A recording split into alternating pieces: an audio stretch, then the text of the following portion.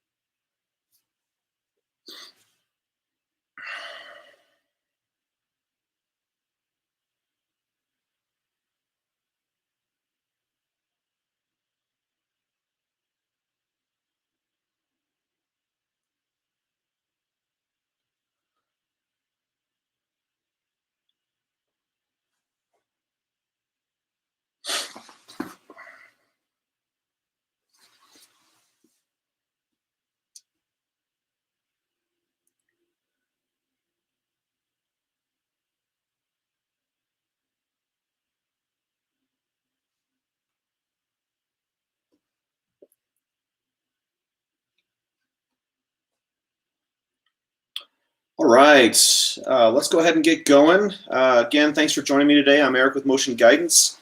I'm coming live at you from the Denver, Colorado area in the US of A. It's a real nice day outside. We've had some smoke and things like that recently, but starting to clear up. So today's topic is head and neck joint position sense air assessment and training afterwards. And most of this topic is built around the research that was published in 2003 by Trevelyan and Joel about joint position sense air in the whiplash-associated disorder population. So the reason for joining the live stream today and us shooting out this information is how to utilize this research and others like it in your particular clinic setting or your training setting, your gym, whatever it may be. A lot of people with recent events are starting to do some more in-house type of assessment and treatment with people. And so our Clinician kit being portable, this allows you to do this just about anywhere. The things that you'll need in the Clinician kit to get going with this type of assessment and treatment are going to be your laser, right? So of course you'll need that, and so we'll bring out the Clinician kit laser here and a quick review on that. As we look at this is part of our new generation model. Remember, it has a flat button in the back, so you're not going to hit it accidentally to turn it on and off. When we turn this on, you'll see this project behind me pretty easily with the green laser, so you'll be able to pick up on that just fine.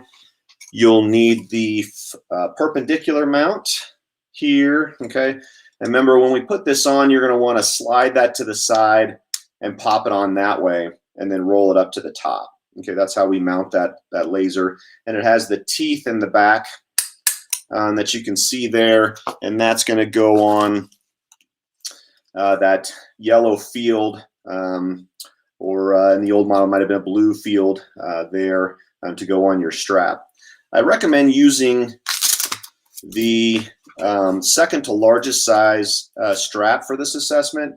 So especially with our new generation, this just flosses through, and then you bring that around and you can Velcro that on. And usually that allows for a comfortable adjustment for any size head, or if they're wearing a hat, you can keep the hat on for training and things like that. And that would just go right on their head. And with those teeth, we're going to have you slide those on there, okay, like that. So that's how we put together the setup for the laser. And with our Clinician kit, you're going to be using our motion maze because we standardized that based on the research that I mentioned earlier from 2003. to do just this assessment. So if we look at that research as well as some systematic reviews afterwards, there are some limitations when we look at how to do this across all research published articles. Not everything was homogeneous with the population and the setup and how many repetitions. So I'm going to summarize these for you and give the recommendations and the variations as we kind of go along here. But we'll try to standardize how you want to at least set it up in the clinical setting with your resources versus what they did in the research, and try to see if we can diagnose some joint position sense errors at the head neck.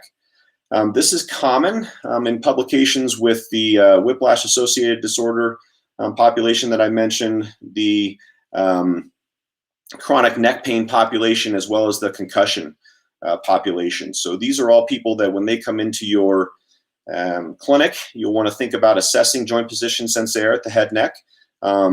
Obviously, changes in joint position sense error can lead to chronic muscle strain and poor muscle reaction. They'll lead to potential dizziness, circular nystagmus things, just the feeling of dizziness or giddiness around the head neck. It can lead to ocular motor changes, things like that.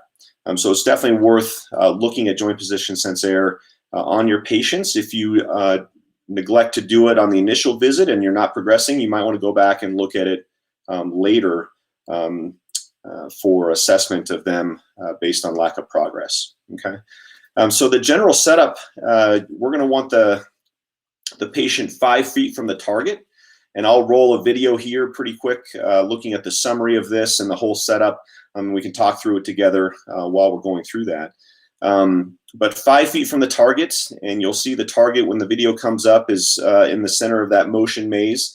And that's a standard deviation target that we've calibrated for you. So the idea with the standard deviation is that if the laser is inside the standard deviation, that's considered normal. It doesn't matter if it's bullseyed. It doesn't matter if it's just on the rim.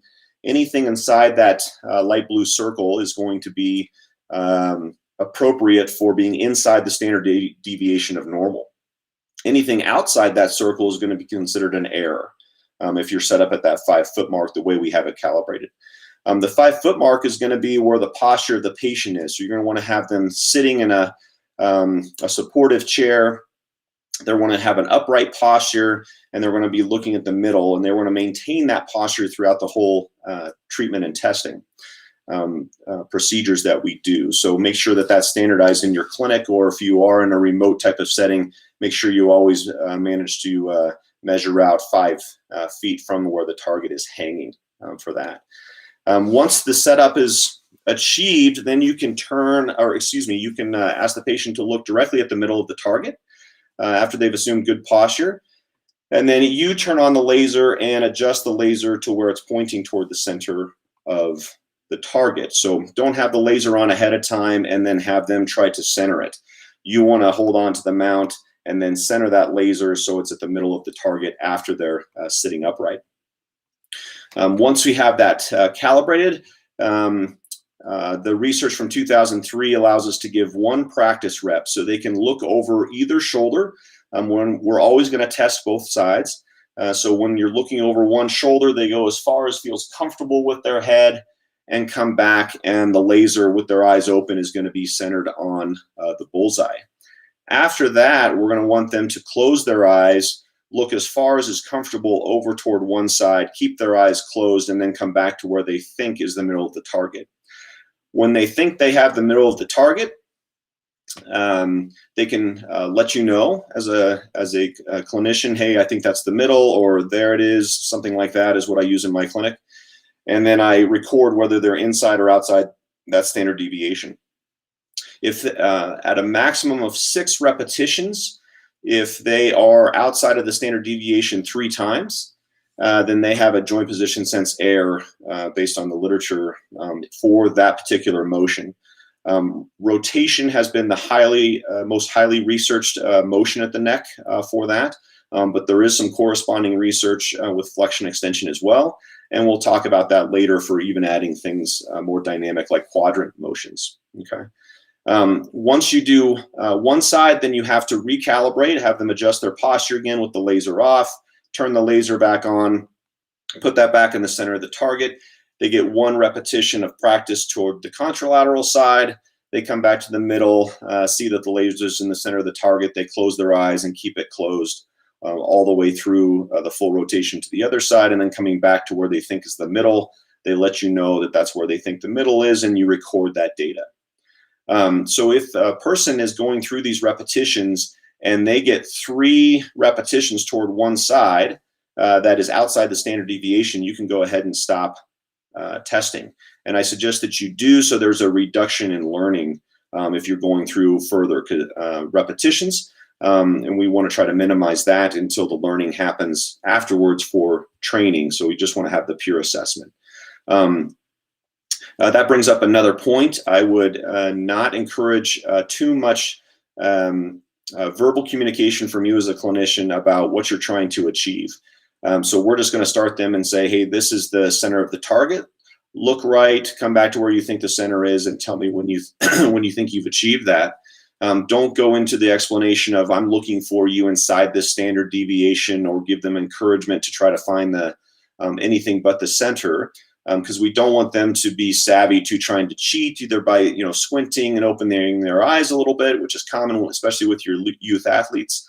And we don't want them to have a great understanding of what we're trying to diagnose.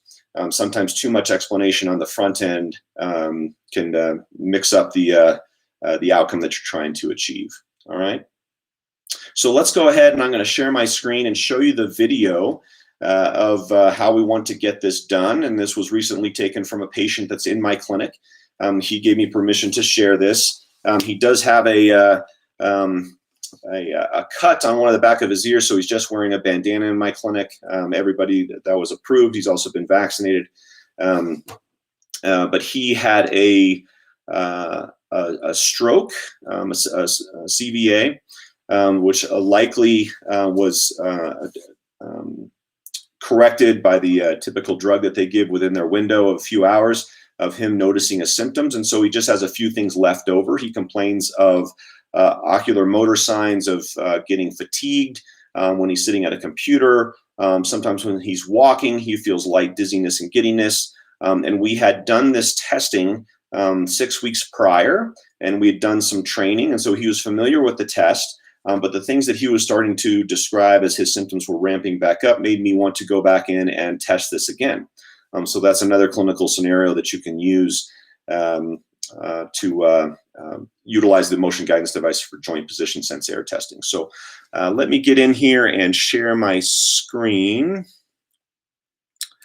And I'm going to share the entire screen here. So that's going to give me a little bit of a advantage for us as we go through. All right, so let's just expand this all the way. So I hope you can see that. So as we go through this, I'll be able to stop this periodically. But so here's the setup. So we have the motion guidance strap, that second to largest one. He put that on himself. I just guesstimated the distance, and he said it was snug. If you need to readjust that while it's on, that's fine. He does not have to have the yellow sleeve directly in front when he's doing this particular assessment, because that's the beauty of the ball and socket design of the laser, is that we can do a swivel to find the center. So if we start this video here and we say, okay, are you looking at the red dot over in this area? He says, yes. I turn the laser on, and then I calibrate that down to the red dot. All right. So once we have him centered up, he gets one practice rep. So his eyes stay open, he starts to turn, and he's turning his body here a little bit. So I say, I don't want you to turn your body at all. I just want you to turn your head. All right. And so you can allow for another repetition of that if you want, or you can go into eyes closed training and have him come back to where he thinks the center is. So in that case right there, he was outside the standard deviation. And so I record that as one outside the standard deviation, and he does this again. So he came back, he's still outside the standard deviation. So that's 2 reps that he does not achieve inside the standard deviation that is calibrated. And then, of course, he tries to adjust for that, and he's off. So he already has 3 repetitions outside the standard deviation. And so he's going to be positive for a joint position sense error for that. So then we move on to the left. So he gets an eyes open repetition, comes back to the center. He closes his eyes. I request he keeps them closed, and he goes toward the left, and he tries to come back. Okay, so he's outside the standard deviation there. And then your patients will do something like what he does, is he starts to say, well, I think it's over here, but let me keep my eyes closed and make a little adjustment. So he overshot that one. So that's 2 repetitions of eyes closed outside the standard deviation, and that one was inside the standard deviation. So now we have to go through more repetitions. So we have 2 outside, and now we have 2 inside. He almost bullseyed that one because he felt like he was trying to get a sense of what was being achieved back to the middle there. And he thinks it's there, and that's right on the border there. So I went ahead and gave him that one. So we did a 6th repetition. And there's a 4th repetition of inside the standard deviation. And so that is going to be a negative joint position sense error testing with left rotation for this particular individual. So let me stop sharing my screen here so this illusion gets out. All right. So from that scenario, we know that he has a high likelihood of having a joint position sense error for right rotation at his head neck area. And we want to go through training of that. So training is going to consist of doing repetitions in the clinic. And this is what's not clearly defined in the literature. This is kind of all over the place with how many repetitions people are doing and what you're trying to achieve.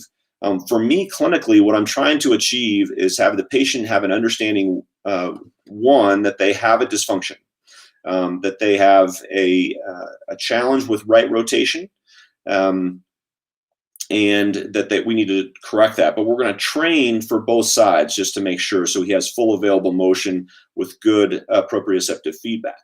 But I'm going to give him 10 repetitions that he has to achieve in my clinic where he is inside that standard deviation.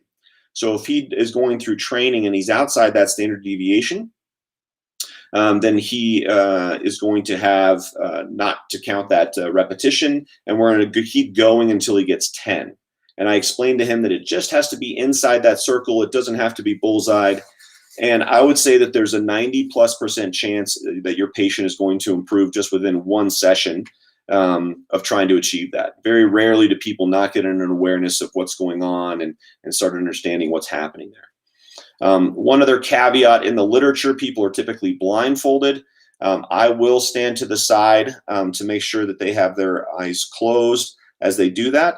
If you're worried about that, and especially with my youth athletes, I will have them wear a pair of completely darkened out sunglasses so they can't cheat and have their eyes open or squinting as they're going through that testing. Before we get on to a few other topics, is there anybody that has any questions? I'll open it up for about 30 seconds and I'll get a drink of water here. If there's any questions that pop up, you can put those in the chat.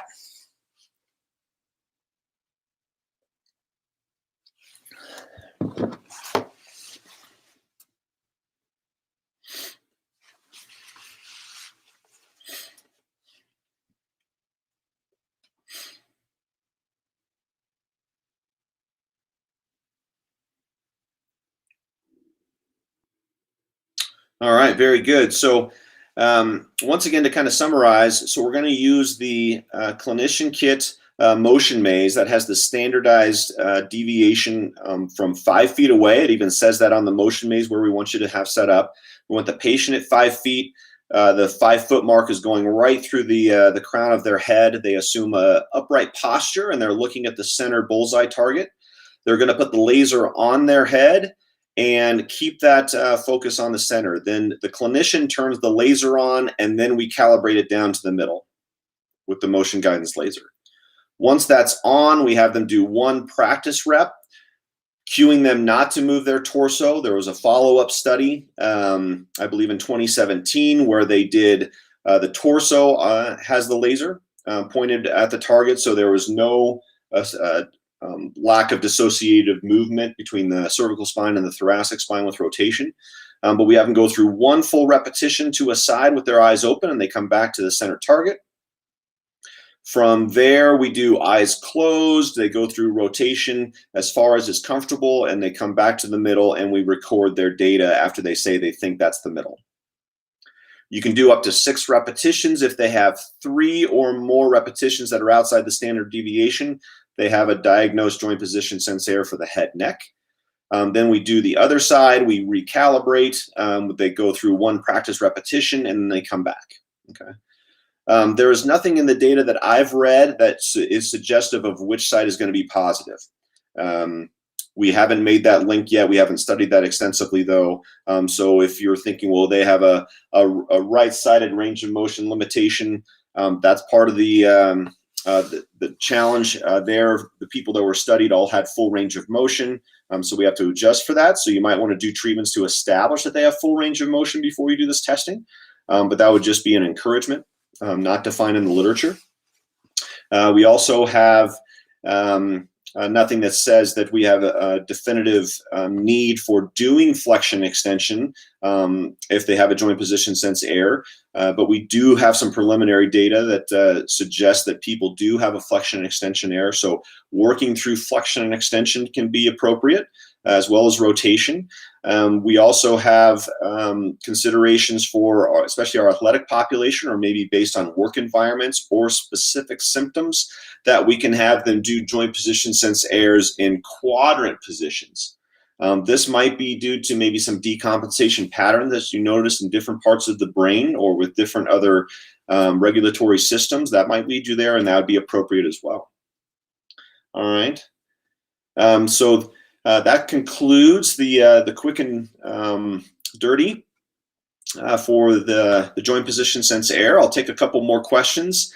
Here's one from Vicky. If 2 is inside the circle and 1 is within the standard deviation, is 3 reps enough? So if 2 is inside the circle and 1 is within the standard deviation, so make sure I understand your question there, Vicky. So anything that's inside the circle is considered inside the standard deviation for normal. So you're going to have 3 that are outside of that circle in order to have a positive for a joint position sense error. So if you do have 3 that's outside the circle, then you can stop there, because it's not going to get any better than that if they have 3 consistent repetitions. So if we refer back to that video, the patient that I was showing you had 3 positives for outside the standard deviation, and then he went ahead and did a 4th outside of my cueing there, and I said, no, you can go ahead and stop. Let's go ahead and do the other side. And then he went ahead and did the left side and came back. Like I said, he had some familiarity with the test because we had done that before, so he was kind of rolling out. But I wanted to show you a recent video that kind of demonstrates the technique on a true patient and what we're seeing there. All right. So that hopefully that answers your question. If not, shoot me another one there, Vicky. If anybody else have any questions while we're on live here, give you another 30 to 60 seconds or so, and then I'll give you that discount code that everybody was wanting as an appreciation for joining on the live stream.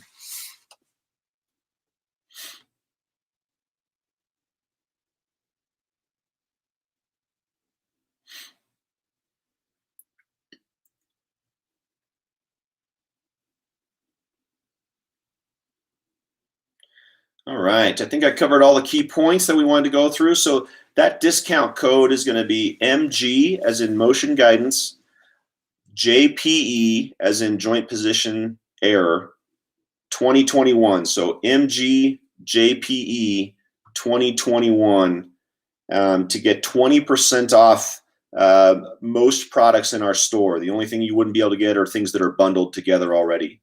So that's 20% off anything in our store. You're going to have that for the next 2 weeks. You can go to motionguidance.com and check those out. We have the new generation Clinician kit. We have the motion maze that's being sold separately. We have other sticky targets that you can utilize. If you need an extra laser, you can pick another one up there. And we ship to most places internationally. So Thanks for joining me today, guys. And if you have any questions, go ahead and hit us up on the website with other questions, or you can look us up on social media with Facebook and Instagram. Those are our primary modes of communication. And we'll see you in 3 weeks for another topic. All those are listed on the website as well, and we hope to see you there. Thank you very much.